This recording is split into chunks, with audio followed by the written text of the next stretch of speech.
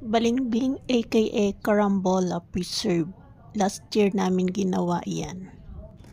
Mabango. Inamoy ko siya. Later pakita ko sa inyo yung kanya. Pwede naman kainin yung kanyang pinakang kwan. Yung kanyang pinakang laman. Pwedeng kainin yan. Hindi siya masarap. Mas masarap yung last time. Kasi ito, hindi ito hinog. Ginawa namin ito na yung hilaw. At saka parang nasobrahan siya ng asin. Nasobrahan ng asin. Maalat. Ito na ang sabaw. Yan, ang So, sabaw, ililipat natin siya galing sa doon. bote. Para nang sa ganon, malaman natin kung ilang bote siya, o diba? So, ito, naka-4 na bote tayo dun sa isang garapon.